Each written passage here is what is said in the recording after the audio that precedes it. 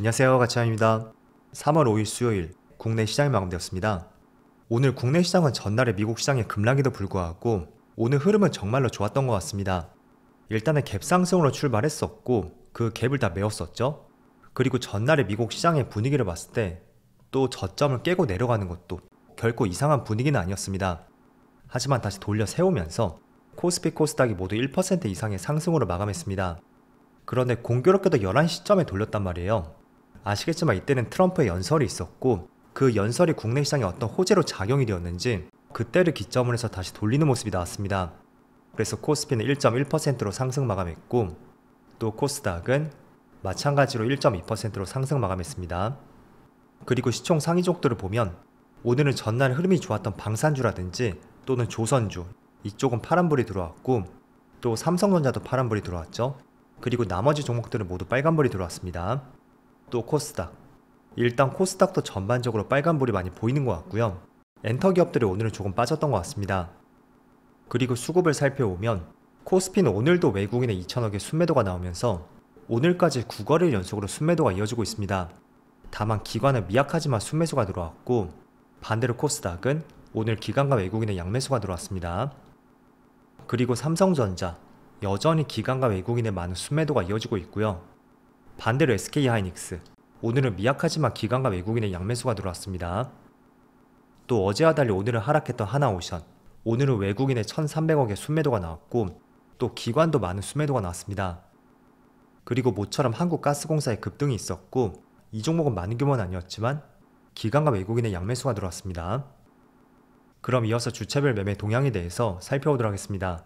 3월 5일 외국인이 가장 많이 매수한 종목은 SK하이닉스, 현대차, 한국항공우주, 기아, 삼천당제약 이렇게 순서대로 매수했고 또 기관은 한국조선해양, 삼성중공업, 현대미포조선, 포스코인터내셔널, 두산에너빌리티 오늘 기관은 하나오션을 제외하고 다양한 조선주에 집중을 했던 것 같습니다. 이어서 해증시를 보겠습니다. 어제도 다시 한번 나스닥 지수가 급락을 했었지만 장 막판에 다시 한번 반등이 나오면서 생각보다 낙폭을 많이 만회했습니다. 그렇지만 얼핏 보더라도 데드캣 바운스라고 하죠. 하락장에서 한 번씩 반등이 나오는 그런 패턴이 아닐까도 한번 생각해 볼 필요가 있을 것 같아요. 그래서 지금은 대외 변수가 굉장히 많은 만큼 섣불리 내가 저점을 맞춘다든지 이제는 괜찮아지겠지 막연하게 그런 생각을 갖는 것은 위험할 수가 있습니다. 그래서 전날에 최근 저점 부근에서 빨간 도지 형태가 나왔다고 해도 아직까지는 조금 더 확인할 것이 많지 않나 저는 그렇게 말씀드리겠고 그리고 S&P 500은 어제 1.2% 빠졌네요. 또 다우지수는 1.5% 빠졌고요. 반도체는 오랜만에 빨간불이 들어왔지만 여전히 패턴은 나스닥과 비슷한 것 같습니다. 자, 그렇다면 나스닥이 저점에서 반등이 나왔던 이유, 지금 미국 시장이 굉장히 혼란스럽잖아요. 관세 이슈도 있고 또 우크라이나 종전 가능성이 다시 한번 줄어들면서 미국을 비롯해서 글로벌 시장 흐름이 굉장히 좋지가 않습니다. 그런데 어제는 한 가지 조금은 기대를 해볼 수 있는 것이 캐나다, 멕시코의 관세가 조금은 줄어들 가능성이 있고 그거를 미국 상무부에서 직접 발표를 했었어요. 그래서 그 때문에 저점에서 크게 반등이 한 차례 나왔었고 약간은 시장을 돌렸다고 할 수가 있겠죠. 그렇지만 이런 기사를 제외한다고 해도 여전히 관세에 대해서는 부정적인 견해들이 훨씬 많습니다. 지금 미국이 많은 국가들의 관세를 부과했고 상대 국가는 계속해서 맞불 관세를 놓고 있죠. 그렇다 보니 추가적으로 미국에서 또 관세를 부과할 수도 있고 그런 부분은 우리가 어떻게 봉합이 될지 절대로 섣불리 예단하지 마세요.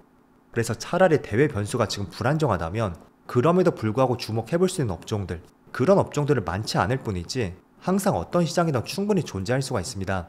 그래서 과연 지금 불안한 시장 속에서 주목받을 수 있는 업종은 무엇인지 또는 관세의 영향을 받지 않을 수 있는 업종은 무엇인지 그런 것들은 계속 한번 살펴봐야 되겠죠.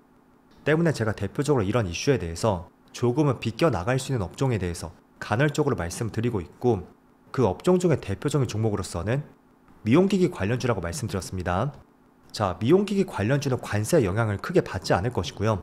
그리고 추가적인 이슈로는 이번 주부터 중국 양해가 시작이 되었잖아요. 자, 그런데 중국 양해에서는 피부 미용을 비롯해서 여행 서비스, 특히 소비에 집중된 경기 부양책이 발표될 예정입니다. 그래서 중국 하면 가장 크게 떠올릴 수 있는 것이 바로 화장품 관련주였죠. 사실 2015년도 당시 그때 화장품 관련주가 전성기였다고 저는 생각이 되고 이제는 화장품주를 넘어서 미용 의료 쪽으로 그 핵심 키워드가 이동하고 있다고 볼 수 있고, 그리고 가장 대표적인 종목은 첫 번째로 휴젤, 보톡스 관련주죠. 이 종목은 실제로 중국 내에서 점유율이 크게 높아지고 있습니다. 그리고 두 번째는 바로 클래시스예요. 최근에 삼성전자에서 인수를 하겠다 말겠다 이런 이슈가 있었고, 그 때문에 주가도 큰 변동이 있었습니다. 그렇지만 클래시스는 본격적으로 이제 중국 시장에 진입을 할 것이고, 미국, 일본, 유럽 이런 시장으로도 진출 계획을 갖고 있습니다.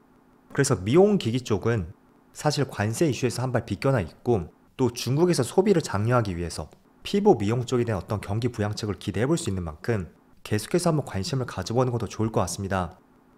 자, 그래서 대표적으로 휴젤, 지금 현재 미국과 한국의 대표적인 기술주들의 주가 흐름과 달리 이번 달의 주가 흐름이 굉장히 견조한 것을 볼 수가 있고, 또 클래시스는 최근에 조금의 변동성이 심해졌죠. 약간의 노이즈가 지금 있는 구간이지만 여전히 길게 봤을 때는 추세가 우상향 중인 것을 알 수가 있습니다. 그리고 레이저 옵텍이라든지 또는 APR 이런 기업들도 미용기기 관련주이니까 한번 지속적으로 이와 같은 재료를 살펴보시는 것을 권장해 드리겠습니다. 자, 그리고 또 한 가지 추가적인 이슈, 오늘 한국 시간으로 11시쯤에 트럼프의 연설이 있었습니다. 그런데 여기서 우리가 한번 주목해 볼 수 있는 이슈가 있었고, 여기 보시면 알래스카 LNG 개발, 이거 말고 다른 기사를 볼게요. 자, 이건 실제로 팩트죠. 트럼프가 알래스카 가스관에 대해서 한국과 일본의 참여를 원하고 있다, 이런 기사가 실제로 발표가 되었습니다. 또 직접 연설을 통해서도 나왔거든요. 그래서 오늘 장중에 한국가스공사라든지 또는 화성밸브 등등 대왕고래 관련주 있죠.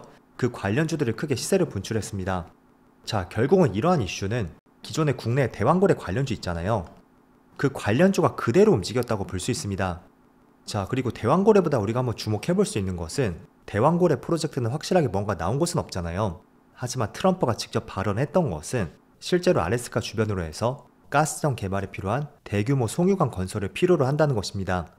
실제로 미국의 많은 기업들이 지금 참여를 하고 있는데, 이게 사업성이 어려움이 있기 때문에 지금 진척이 되지 않고 있다고 해요. 때문에 국내와 일본 업체에 지금 손을 내미는 것 같고, 그러한 프로젝트의 사실성을 봤을 때는 오히려 대왕고래보다는 알래스카 가스관 이슈, 이건 어떻게 본다면 조금 더 사실적이라고 할 수가 있습니다. 그래서 오늘 한국가스공사라든지 또는 많은 밸브를 만드는 기업들, 그리고 철광주들, 수많은 기업들의 주가에 급등이 났습니다. 자, 일단 오후장이 풀릴진 모르겠지만 현재 화성밸브가 상한가를 갔고, 그리고 한국가스공사도 13% 급등이 나오고 있습니다. 또 넥스틸은 이틀 연속으로 급등이 나오고 있죠. 일단 넥스틸의 수출 비중이 있어서 90%가 지금 북미 시장으로 알려져 있고, 또 실제로 미국 내 철강 생산 공장을 갖고 있습니다. 그래서 직접적인 수혜를 볼 수 있는 대표적인 종목이 될 수 있고, 아무튼 이 세 개 종목의 주가의 상승을 봤을 때 관세 이슈로 지금 시장이 흔들린다고 해도 충분히 주목을 해볼 수 있는 재료인 것 같습니다. 하지만 제가 늘 강조해 드리듯이 저는 급등한 첫날에는 관심을 갖진 않습니다. 물론 관심 종목에는 편입을 해두고 있지만 절대적으로 당장 접근하지 않고 있고요. 약간은 과열된 시장 분위기가 안정이 될 때, 그때를 굉장히 관심 있게 보고 있거든요. 그래서 지금 최근에 시장의 변동성이 굉장히 심해졌잖아요. 그 안에서 내가 어떤 업종에 주목을 해볼 수가 있고, 또 이런 변동이 심한 업종 대비 굳건하게 움직이는 업종들은 무엇이 있는지 항상 그런 것들을 고민하셔야 됩니다. 단순히 차트가 어떻게 움직였으니까 여기서 한번 매수해볼까? 그거는 매수의 근거가 굉장히 약할 수가 있고, 그 근거에 조금 더 힘을 뒷받침하기 위해서는 정말로 확실한 재료, 항상 매수하기 전에 이 재료가 확실한지 한번 생각해보세요. 그럼 내가 조금은 선택과 집중이 또 될 수가 있고요.